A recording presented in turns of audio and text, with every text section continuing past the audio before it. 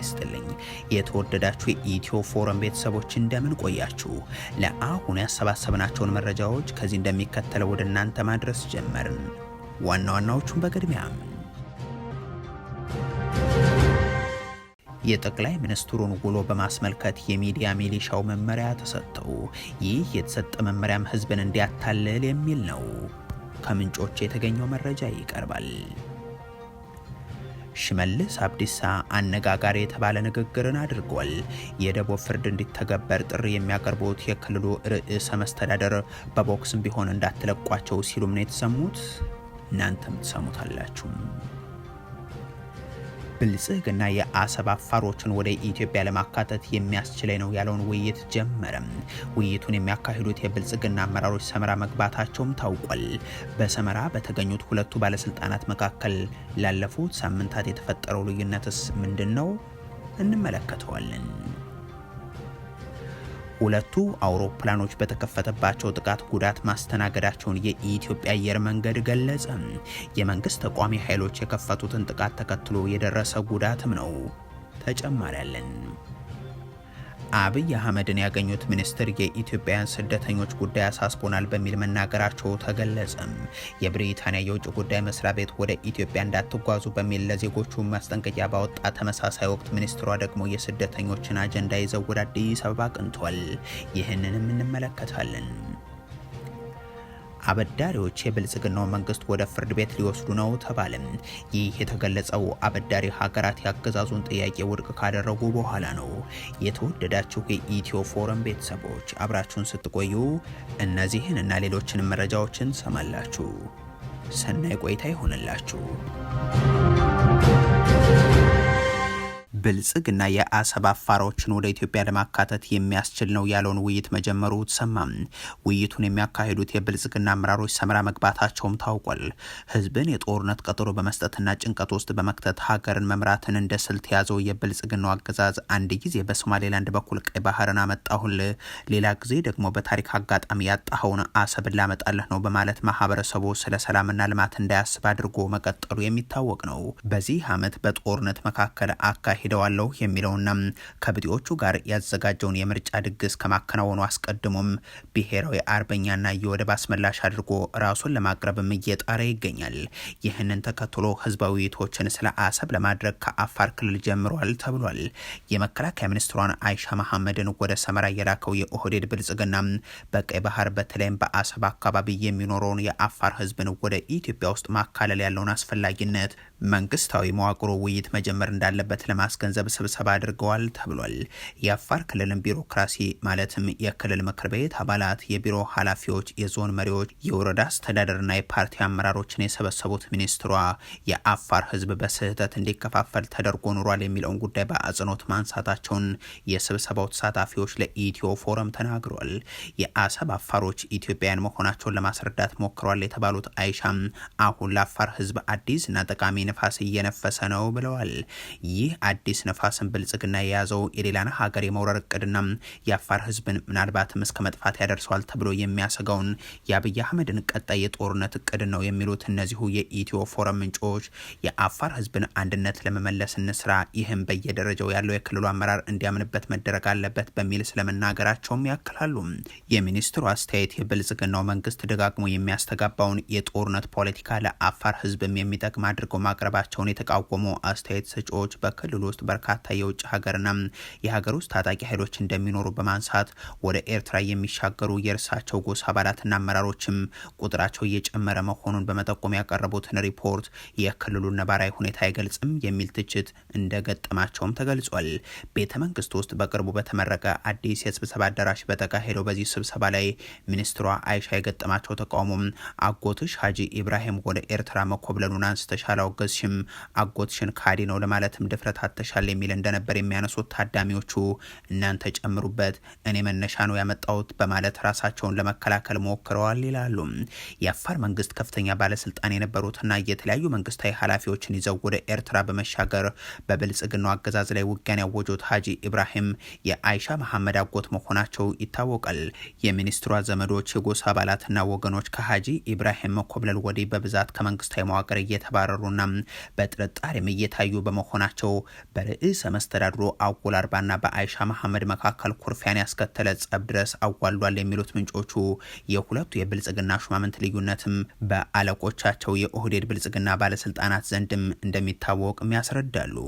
ይሁን እንጂ በሰመራ በነበረው ስብሰባም ሁለቱ መድረኩን በጋራ የመሩ ሲሆን አቶ አወል አርባ ወይዘሮ አይሻን በራሳቸው ደጋፊዎች ሲያስወግዟቸው እንደነበር ግን ለማወቅ ተችሏል። አይሻንና አወልን ለማስማማት አለመግባታቸውን እንዲፈቱ ለማድረግም የመከላከያና ደህንነት ባለስልጣናት አዲስ አበባ ውስጥ ከአንድ ወር በፊት ስብሰባ አድርገው እንደነበር የሚያስታውሱት የመንግስት ምንጮች ውጤት አልተገኘበትም። ይህም በክልሉ ቢሮክራሲ ጸጥታና ደህንነት ላይ የራሱን አሉታዊ ሚና እየተጫወተ ነው ይላሉ።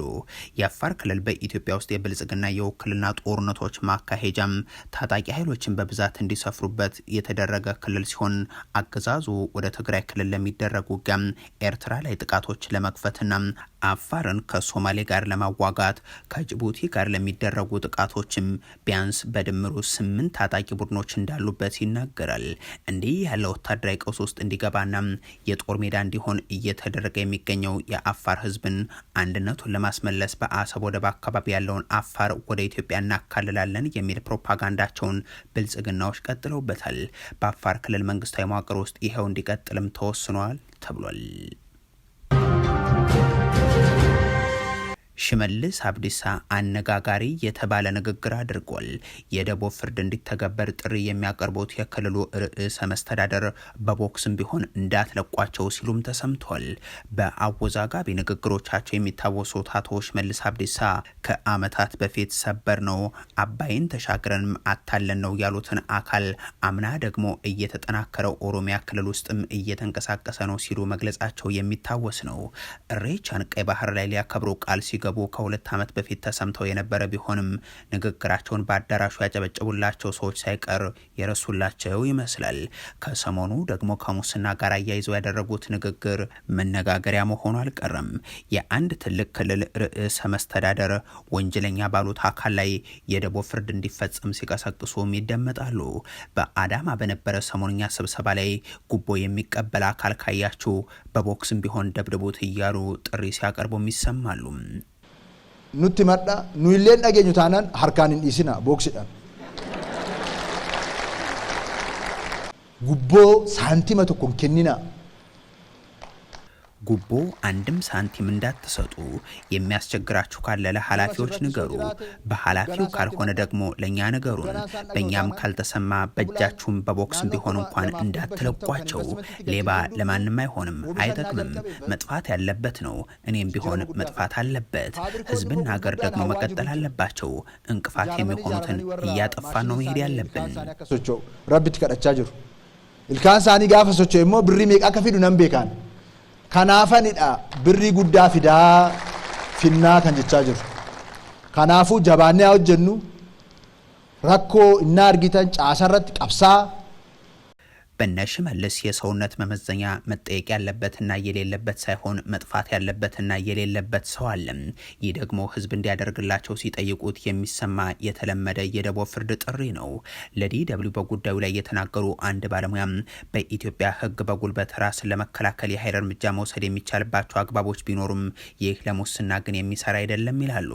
ባለሙያው በህግ አግባብ ኃይልን መጠቀም የሚቻለው በወንጀል ህጉ ተደንግጎ የሚገኝበት አግባብ ግን መኖሩን ያክላሉ። ይህም ንጥቂያ ሲፈጸምና አንድ ሰው ለመጉዳት ወይንም ለማጥቃት ሆነ ተብሎ አነጣጥሮ በሚሄድበት ሁኔታ ካልሆነም ኃይል በመጠቀም አገልግሎትን ማግኘት ግን ፈጽሞ የተከለከለ ነው ሲሉ የአቶ ሽመልስ አብዲሳ ንግግር ወንጀል ስለመሆኑ ያስረዳሉ። አንድ ስማቸው እንዳይጠቀስ የጠየቁ የኦሮሚያ ክልል ነዋሪ ደግሞ አሁን ሙስና የሚጠየቅባቸው የክልሉ የአገልግሎት ዘርፍና ተቋማት በእጅጉ እየተበራከቱ መምጣታቸውን በምሬት ይገልጻሉ። አብዛኛው ጊዜ በጉዳይ አስፈጻሚ ካልሆነም ፋይልን በመደበቅ ነው የሚያመላልሱ፣ ጉዳይን መጨረስ ማትችልም የሚሉት እኒህ ነዋሪ ካለፉት 8 ዓመታት ወዲህ ሙስናው በከፍተኛ ደረጃ መንሰራፋቱንም አብራርቷል። ስለ ጦርነት እያወሩ ሌሎች የማህበረሰብ ቀውሶች ይዘነጉ ዘንድ የሰሩት የኦህዴድ ብልጽግና ሰዎች የሚያቀርቡት የሙስና መከላከያ መንገዳቸው ደግሞ ቢሮዎቹን ሁሉ የቦክስ ግጥሚያ ማዕከል አድርጓቸው የሚል ሆኗል። የጠቅላይ ሚኒስትሩን የፓርላማ ውሎ በማስመልከት የሚዲያ ሚሊሻው መመሪያ ተሰጠው።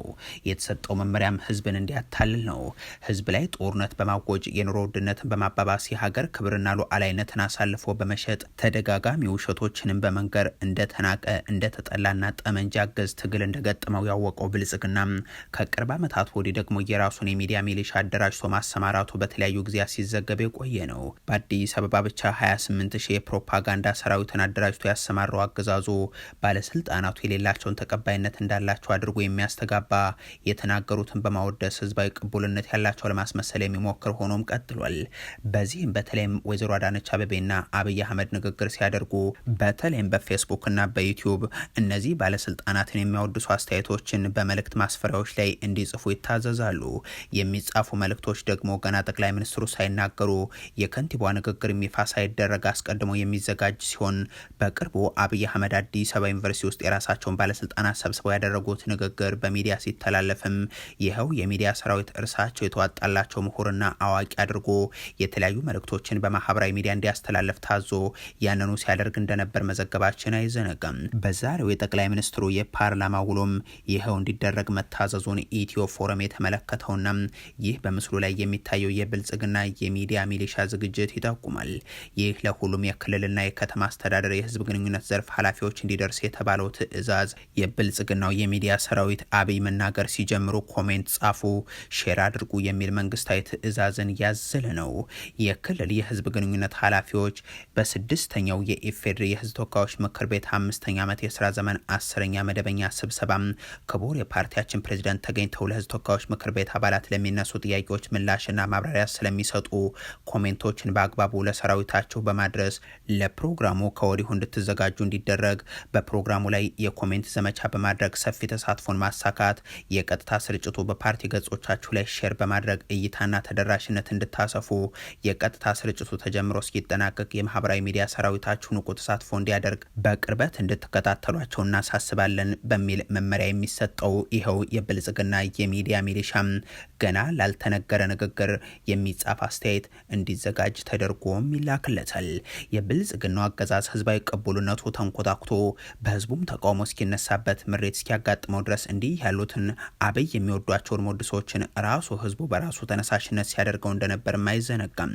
የብልጽግናን አገዛዝ የሚዲያ ሚሊሻና ትዕዛዝ ሳይጠብቅ በራሱ ፈቃድ ሲያደርገው የነበረው የህብረተሰብ ክፍል አሁን በጠቅላይ ሚኒስትሩ ጦረኛ ፖሊሲ ምክንያት በመማረሩ ሲተዋቸው የራሳቸውን የሚዲያ ሰራዊት አደራጅተው አሰማርተው ይገኛል። ሁለት አውሮፕላኖች በተከፈተባቸው ጥቃት ጉዳት ማስተናገዳቸውን የኢትዮጵያ አየር መንገድ ገለጸ። የመንግስት ተቋሚ ኃይሎች የከፈቱትን ጥቃት ተከትሎ የደረሰ ጉዳትም ነው። ከሰሞኑ በአፍሪካዊቷ ሀገር ኒጀር ዋና ከተማ በኤርፖርቱ የተከፈተው ተኩስና በአውሮፕላኖች ላይ የደረሰውን ውድመት በተመለከተ መዘገባችን የሚታወስ ነው። በኒያሚ በሚገኝና ከኤርፖርቱ አቅራቢያ ባለም የሀገሪቱ የጦር ሰፈርን ለማጥቃት በሚል ታጣቂ ኃይሎች የከፈቱት ጥቃት የህዝብ ትራንስፖርት አገልግሎት በሚሰጡ አውሮፕላኖች ላይ ጭምር ደርሶም ውድመትን አስከትሏል። ታጣቂዎቹ ወደ ስፍራው ያቀኑት በሞተር ሳይክል ላይ በመሆን ከባድ መሳሪያዎችና ተቀጣጣይ ቦምቦችን በመያዝም ነበር። በዛ የተኩስ ልውውጥ መሀል ታጣቂዎቹ በአየር ኃይሉ ጦር ሰፈር ላይ የሚገኘውን ጦር መሳሪያ መጋዘንን ከማቃጠላቸውም በላይ ቁጥራቸው በውል ያልተገለጹ የጦር አውሮፕላኖችን አውድመዋል። ታጣቂዎቹ የያዙትን ተቀጣጣይ ፈንጂ ወደ አየር ማረፊያው ውስጥ በመወርወር በዛው ቆመው የነበሩ 3 አውሮፕላኖችን መጥተዋል። ከነዚህ 3 አውሮፕላኖች ውስጥ ደግሞ 2ቱ የኢትዮጵያ አየር መንገድ ንብረቶች ናቸው። በጥቃቱ ተመተው ጉዳት ካስተናገዱ እነዚህ አውሮፕላኖች መካከል አንደኛው ቦይንግ 737 ማክስ 8 የመዝገባ ቁጥሩ ኢቲቢቢቢ ሲሆን ሁለተኛው ደግሞ በቁጥር ኢቲቢቢኤች የተመዘገበው ቦይንግ 737-800 አውሮፕላን ነው። በተለይም ኢቲቢቢኢ ገና እድሜው 3 ዓመት የሆነው አዲስ አውሮፕላን እንደነበርም ፍላይት ራዳር ይገልጻል።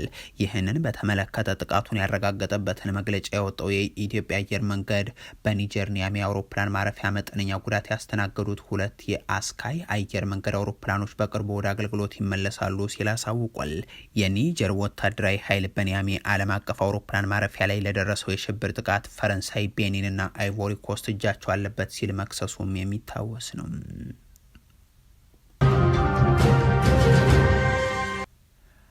አብይ አህመድን ያገኙት ሚኒስትር የኢትዮጵያን ስደተኞች ጉዳይ አሳስቦናል በሚል መናገራቸው ተሰማ።